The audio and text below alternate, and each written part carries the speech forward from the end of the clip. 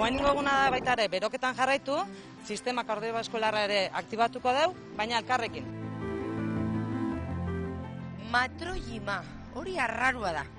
Bueno, arraroa izango da, baina ez luke behar. Zuretzako ez, noski. Niretzako ez, eta gaina iritzen zait, bai, behar dula, emakumeek aukera hori eduki behar dula, uretan bera ordunaldia, bai, esperimentatu eta lantzeko eta bizitzeko, bai. Matrojim honek ze onura dauzka? Onurak, pila bat dauzka. Baina, bueno, hola, batzuk aipatzagatik, hori, sistema kardiobaskularra hobetzen du, aktibatzen du, horre suposatzen du, barizia diela eta horrelako, bai. Gero baita ere, bizkar arloko minak, lumbalgiak eta dienak ere arintzen ditu. Nire gustot ondo, bizkarretik eta nahu bastante minduta, oza, que honek kalte mintat ez tozku bingo. Lehenengo eguna izan da. Lehenengo eguna izan da, orduan dano superposik, ez dakitzu ikastonan hasi berri moduan. Jo, kriston esperientzia ona, noie bilabete, da guztiz gomendagarria. Oso. Zertan nabaritzen dezu? Zertan? Erosotasuna. Da adibidez aurreko aurdunaldi zen aukinauen bizkarreko mina asko. Eta oinguen bapez. Fruta falta zaigu, Bai, bera, hurrengo baterako pentsatuko duten aukera hori. Claro, erditzeko momentua gogorra izaten da huentzako.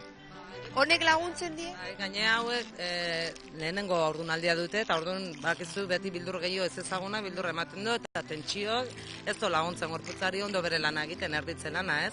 Orduan importantea da, bai, gorputza erlaxatzen ikastea, eta momentu hauetan, bai, kontzientzia hartzea, erlajazioa, bai? Gero aurdunaldien hori aplikatzeko. Erlaxagarria da. Sara gustora, Oso gustora. Erlajatzeko momentua, ez? Ederra. Eta barruan daukasunaren izena zein da? Zurea zan?